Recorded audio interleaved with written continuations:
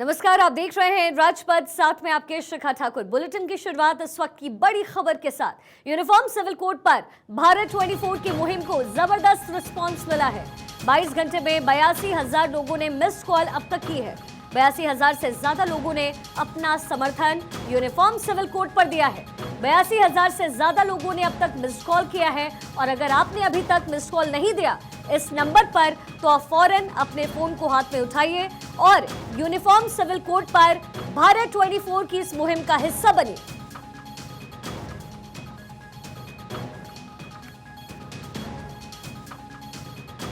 अब तक 82,000 से ज्यादा लोग इस मुहिम का हिस्सा बन चुके हैं। और अगर अभी तक आपने मिस्ड कॉल नहीं किया है तो फौरन अपने फोन पर जाइए और 9315600415 पर मिस्ड कॉल कीजिए।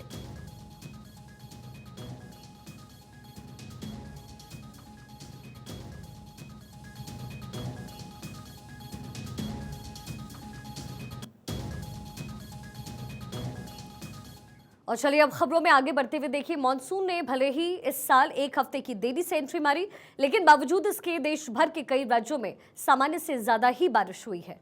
जुलाई महीने की शुरुआत में शांत रहने वाला मॉनसून महीना खत्म होते होते अपने चरम पर पहुंच गया। पश्चिम और दक्षिण भारत में कहर मचा हुआ है। महाराष्ट्र, तेलंगाना और गुजरात में बारिश का सितम लगातार जारी है। तो उधर बारिश की वजह से पहाड़ इस वक्त दरक रहे हैं। आपको एक रिपोर्ट दिखाते हैं।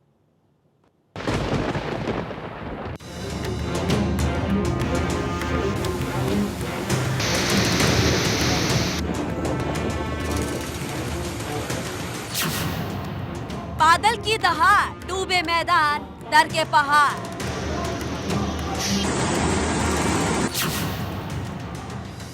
चल प्रहार, डूब गए शहर, मचा तबाही का कहर।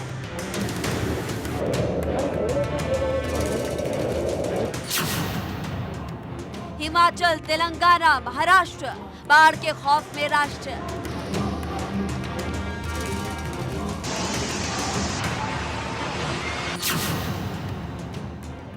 मुश्किलें आसमानी, उत्तर पश्चिम भारत पानी पानी।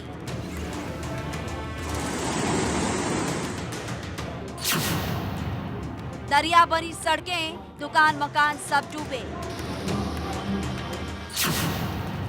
तूफानी लहरों का कहर, नदी में समाई इमारत।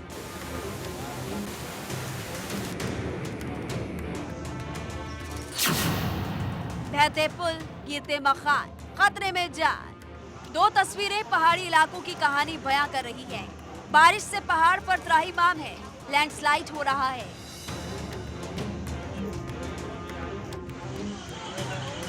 तस्वीर जम्मू के रियासी की है, जहां से लैंडस्लाइड का खतरनाक वीडियो सामने आया है।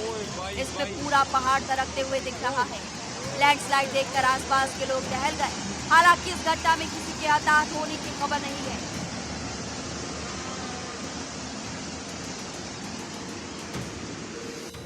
वहीं हिमाचल प्रदेश में भी बारिश का साइड इफेक्ट दिख रहा है।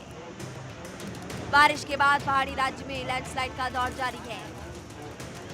भूस्खलन से किन्नौर के काकस्थल में भी नेशनल हाईवे 5 बाधित हो गया। हाईवे बंद होने से किन्नौर के कई इलाकों का संपर्क टूट गया। इससे पहले शिमला के झाकड़ी के पास जोरी और ब्रौनी इलाकों में लैंडस्लाइड हुआ, जिसका असर आवागमन पर पड़ा।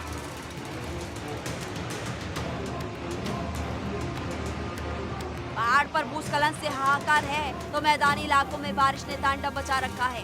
पश्चिम और दक्षिण भारत में सैलाब का कोहराम है। बाढ़ और बारिश से इंसान कर रहा है। आधा महाराष्ट्र त्राही त्राही है।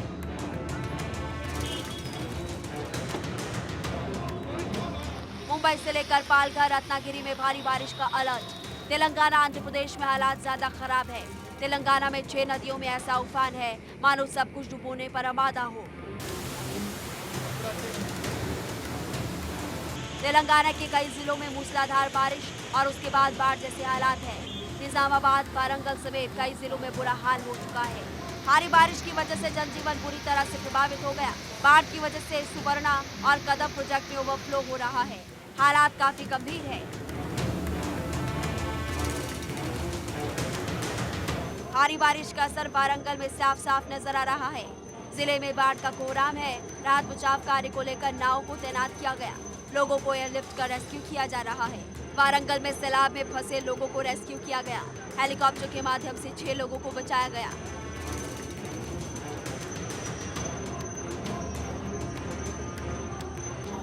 तेलंगाना के साथ साथ महाराष्ट्र में भी पिछले कई दिनों से भारी बारिश का दौर जारी है। आधा महाराष्ट्र पानी पानी हो चुका है। आर्थिक राजधानी मुंबई में भी भारी बारिश के कारण शहर के कई इलाकों में जलभराव हो गया। बारिश की वजह से आर्थिक राजधानी कुछ हद तक रुक गई है। मौसम विभाग ने रेड अलर्ट जारी किया। मौसम विभाग के अलर्ट के बाद पीएमसी ने सभी नागरिकों से सतर्क रहने, घर के अंदर रहने और प्रशासन के निर्देशों का पालन करने का अनुरोध किया। स्कूलों को फिलहाल बंद करने का फैसला किया गया है। बारिश की वजह से मुंबई की मोदक सागर झील में पानी ओवरफ्लो हो गया। मोदक सागर झील उन 7 झीलों में से एक है जो मुंबई में रहने वाले लोगों को वाटर सप्लाई करती है।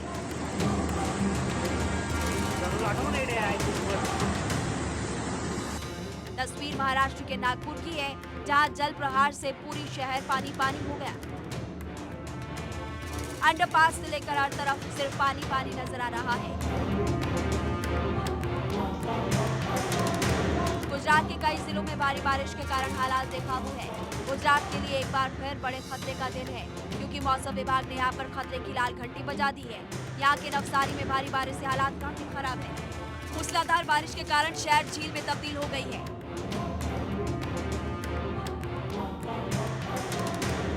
असम में बाढ़ का कहर दिख रहा है। ब्रह्मपुत्र नदी में जलस्तर बढ़ गया, जिस वजह से कई जिलों पर बाढ़ का खतरा मंडराने लगा है। जम्मू कश्मीर, उत्तराखंड, हिमाचल प्रदेश, हरियाणा, पंजाब और उत्तर प्रदेश के कई इलाकों में पिछले कुछ दिनों से भारी बारिश और बाढ़ की वजह से स्थिति खराब होती जा रही है। मौतों का आंकड़ा भी बढ़ता जा रहा है। सरकार प्रशासन युद्ध स्तर पर काम में जुटे हैं ताकि इस सैलाबी संकट से लोगों की जान को बचाया जा सके। Bureau report, Bharat 24। और चलिए अब खबरों में आगे बढ़ते हुए देखिए, अखिलेश यादव के चहेते नेता स्वामी प्रसाद मौर्य एक बार फिर से विवादों में घिर गए हैं। इस बार उन्होंने मंदिर और बद्रीनाथ धाम को लेकर के एक स्टेटमेंट दिया, जिस पर उत्तराखंड के सीएम पुष्कर सिंह धामी ने पलटवार किया। वहीं श्री बद्री केदार मंदिर समिति के अध्यक्ष समेत साधु संतों ने स्वामी को आड़े हाथों लिया है।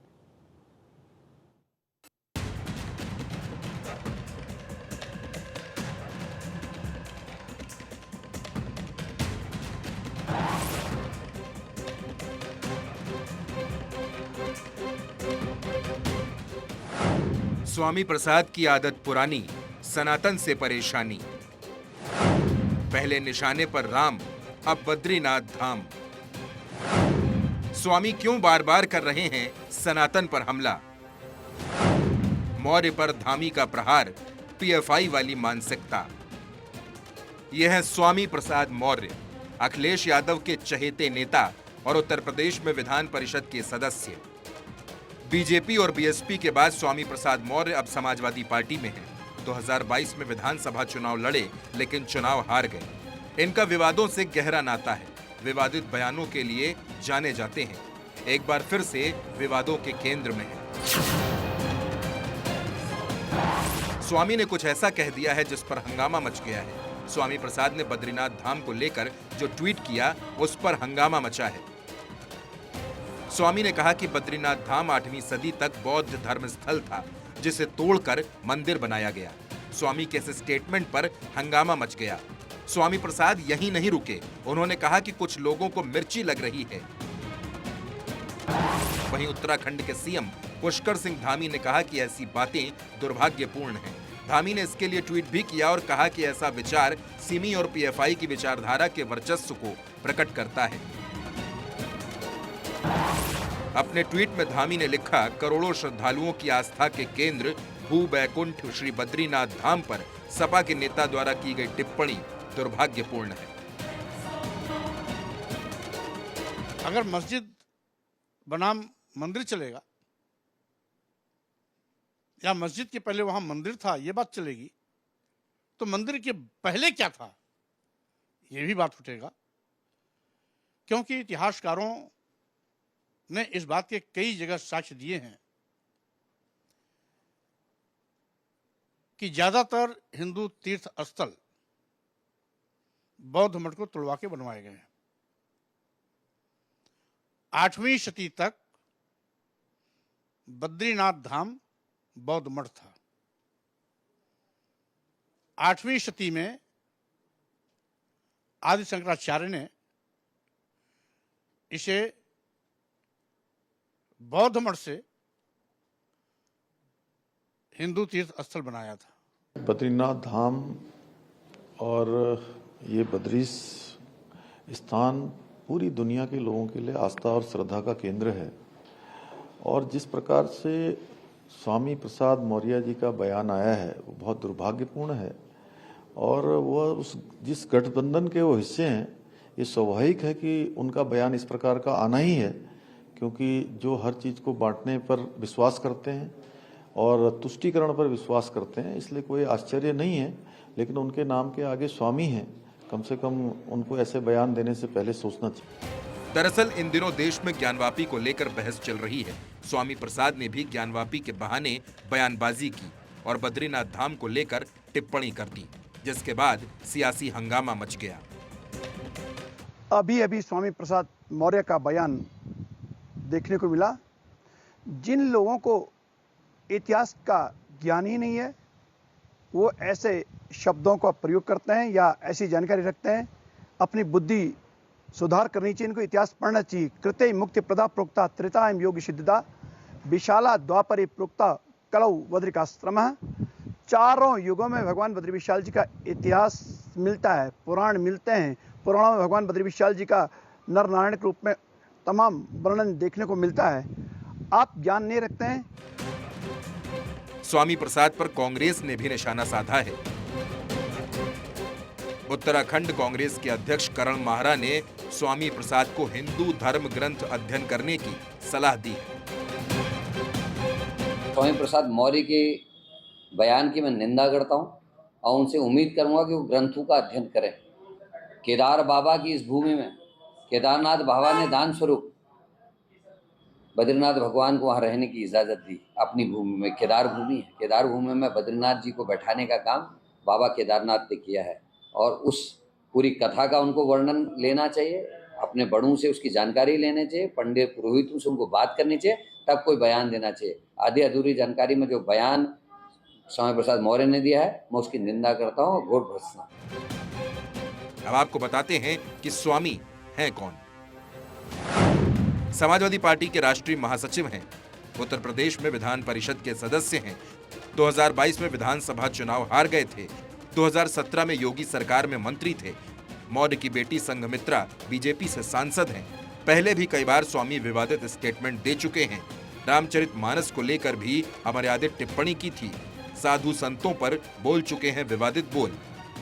ज्ञानवापी पर सर्वे को लेकर स्वामी ने कहा था कि अगर गड़े मुर्दे उखाड़ने की कोशिश की जाएगी तो बात बहुत दूर तक जाएगी, इसलिए 15 अगस्त 1947 को जो स्थिति थी उसे ही माना जाए। Bureau report, Bharat 24। और चलिए बात अब असम की करते हैं। असम के गोलाहाट में हुए तिहरे हत्याकांड को लेकर के राजनीतिक बवाल शुरू हो गया है। मुख्यमंत्री हेमंत बिस्वा शर्मा ने इस हत्याकांड को लव जिहाद बता दिया और इसके बाद असम कांग्रेस के प्रदेश अध्यक्ष भूपेन बोरा की तरफ से एक स्टेटमेंट आया, जिससे विवाद और ज्यादा बढ़ गया। उन्होंने इस हत्याकांड को महाभारत की घटना से जोड़ दिया। अब सीएम हेमंत बिस्वा शर्मा ने कहा कि अगर कोई कांग्रेस प्रदेश अध्यक्ष के खिलाफ पुलिस में मामला दर्ज कराता है तो उन्हें गिरफ्तार कर लिया जाएगा।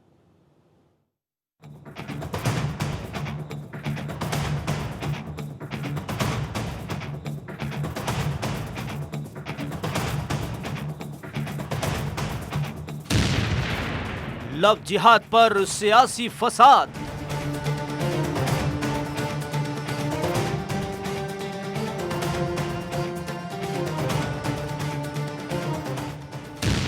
छिड़ा रण, महाभारत से कैसा कनेक्शन?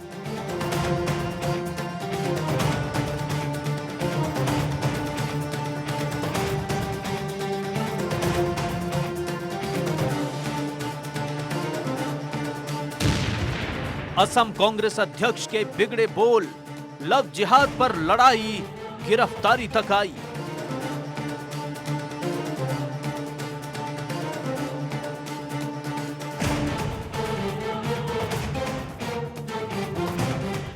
ये है भूपेन बोरा, असम कांग्रेस के अध्यक्ष हैं।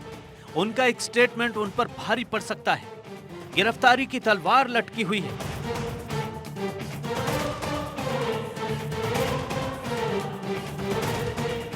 दरअसल भूपेन बोरा ने लव जिहाद को महाभारत काल से जोड़ दिया। সদায় আপুনি যায় সেইটো আপুনি লভ জেহাদ বুলিয়ে ক'ব পাৰে। আপুনি চাই ল'ব যে ধৃতৰাষ্ট্ৰই দ্ৰৌপদীক বিয়াৰ ক্ষেত্ৰত কি কয় গান্ধাৰীক বিয়াৰ ক্ষেত্ৰত গান্ধাৰী পৰিয়ালৰ কাৰো সন্মতি নাছিলে। গান্ধাৰী পৰিয়ালৰ সন্মতি নাছিল আৰু সেইকাৰণে গান্ধাৰীয়ে ধৃতৰাষ্ট্ৰৰ মুখ নাচাওঁ বুলিয়ে চকুত ক'লা কাপোৰ বান্ধিছিলে। ভগৱান কৃষ্ণই যেতিয়া ৰুক্মিণীক নিবলৈ আহিছিলে তেতিয়া অৰ্জুন হৈ পেলাই অহা নাই নহয়। भूपेन बोरा की अजीब टिप्पणी पर असम के मुख्यमंत्री हिमंता बिस्वा शर्मा भड़क गए। सीएम हिमंता ने भूपेन बोरा पर धार्मिक भावनाओं को आहत करने का आरोप लगाया, साथ ही उनकी गिरफ्तारी की बात भी कह दी। उन्होंने कहा, लव जिहाद और भगवान कृष्ण और रुक्मिणी की प्रेम कहानी के बीच समानता बताना निंदनीय है।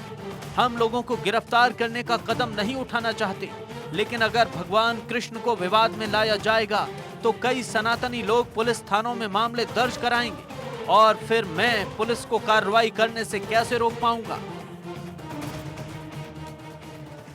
दरअसल असम के गोलाहाट में कुछ दिन पहले तिहरे हत्याकांड हुए।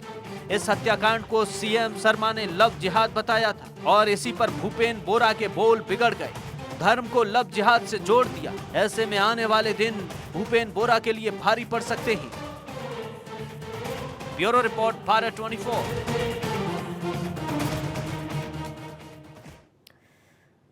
और देखिए, मणिपुर को लेकर के केंद्र सरकार ने सुप्रीम कोर्ट में हलफनामा देकर बताया कि मणिपुर को लेकर के केंद्र सरकार का एक्शन प्लान पूरी तरीके से काम कर रहा है और धीरे धीरे हालात वहां सामान्य हो रहे हैं। वहीं प्रधानमंत्री मोदी खुद इस मामले पर नजर बनाए हुए हैं और इस मसले पर विपक्ष लगातार सियासत कर रहा है। एक रिपोर्ट आपको दिखाते हैं।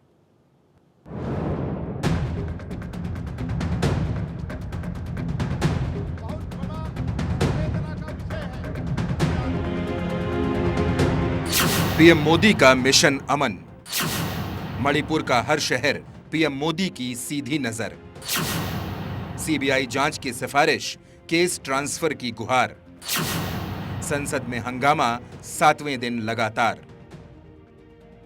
मणिपुर हिंसा को लेकर संसद का माहौल गर्म है। विपक्षी दलों के नेता मणिपुर मामले पर केंद्र सरकार पर हमलावर हैं, सदन में चर्चा की मांग कर रहे हैं। सदन में विपक्षी पार्टियों का संग्राम जारी है। तो उधर प्रधानमंत्री नरेंद्र मोदी मणिपुर में पीस प्लान में जुट गए हैं। मणिपुर में अमन शांति कायम करने के लिए फुल एक्शन में हैं। वो कैसे, तो जरा इन बातों पर ध्यान दीजिए। पीएम मोदी पल पल की जानकारी ले रहे हैं, 24 घंटे में 3-3 बार अपडेट ले रहे हैं। मणिपुर मामले को लेकर विपक्ष केंद्र सरकार पर निष्क्रियता बरतने का आरोप लगा रहा है, लेकिन जिस तरह से केंद्र सरकार लगातार शांति बहाली को लेकर कोशिश कर रही है, पीएम मोदी खुद नजर रख रहे हैं, इसका अंदाजा इन बातों से लगाया जा सकता है। राज्य में 18 जुलाई के बाद कोई मौत नहीं। स्कूलों में उपस्थिति 82% तक पहुंच गई है। 72% सरकारी कर्मचारी काम पर वापस आ गए हैं। एक तरफ पीएम मोदी शांति को लेकर जुटे हुए हैं, तो दूसरी तरफ सियासी गतिरोध खत्म होता नहीं दिख रहा। दोनों सदन में 7वें दिन भी कामकाज नहीं हुआ। सत्ता और विपक्ष दोनों तरफ से वार पलटवार जारी है। गवर्नर एक संवैधानिक पद पर हैं। गवर्नर का बहिष्कार करना, कल को मां महिम राष्ट्रपति महोदय अगर आपको बुलाएंगी, आप उनका भी फिर आप बहिष्कार करेंगे। इस तरीके से एक संवैधानिक पद को राजनीतिक घेरे में लेकर आना ये गलत है, पूर्णतः गलत है। आप जाइए वहाँ पर जाकर आप अपनी मांगों को रखते। आप गवर्नर को, जैसे आप प्रधानमंत्री को बाध्य करने का प्रयास कर रहे हैं, आप गवर्नर साहब को भी बोलते कि भाई हम लोग चाहते हैं, आप भी अपनी तरफ से आप बोलिए कि ये बहस होनी चाहिए, ये होना चाहिए। और बहस से कब इनकार किया? केंद्र सरकार ने, हमारे प्रधानमंत्री बोल चुके हैं, 2-2 बार सदन के पटल पर गृह मंत्री से लेकर रक्षा मंत्री तक सब बोल चुके हैं।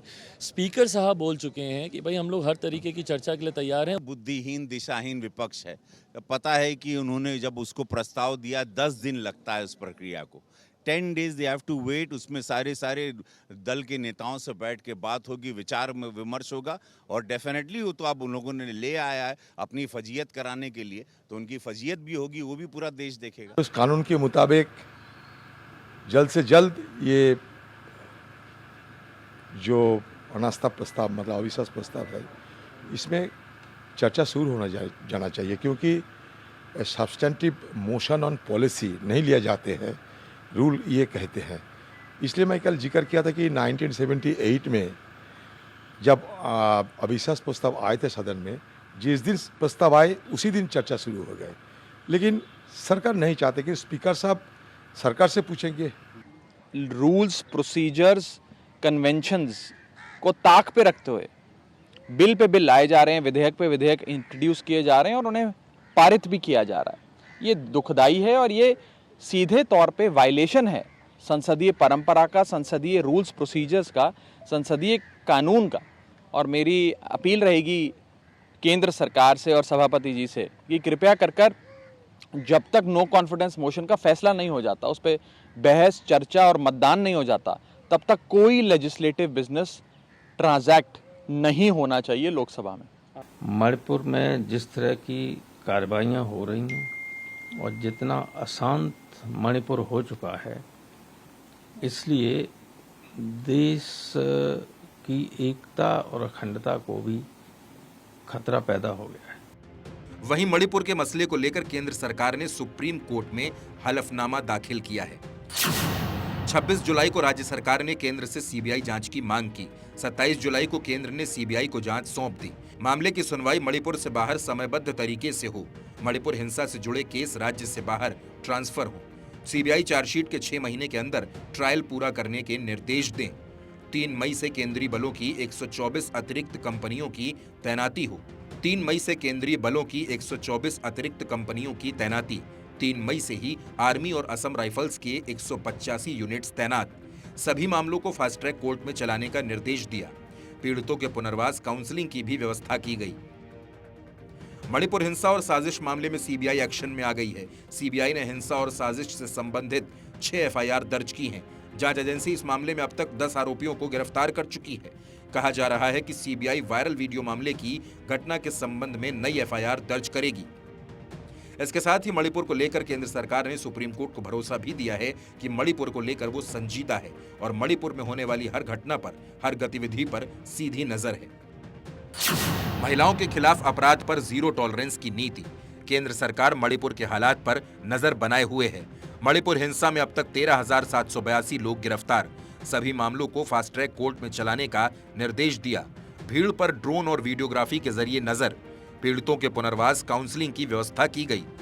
कानून व्यवस्था के लिए अतिरिक्त सुरक्षा बल तैनात। उधर विपक्षी दल फुल एक्शन में है। पीएम मोदी से स्टेटमेंट की मांग कर रहे हैं। इंडिया के सांसद मणिपुर का दौरा करेंगे। 29 और 30 जुलाई को पीड़ितों से मिलेंगे। मणिपुर में हर तरफ शांति बहाल करने की कोशिशें हो रही हैं। राज्य और केंद्र सरकार दोनों की कोशिश है कि राज्य में स्थिति बेहतर हो और इसके लिए पीएम मोदी और अमित शाह दोनों ने मणिपुर पर बारीक नजर बना रखी है। विपक्ष सियासत करने की चाहे जितनी कोशिशें कर ले, लेकिन धीरे धीरे मणिपुर में हालात सामान्य हो रहे हैं। Bureau report, Bharat 24।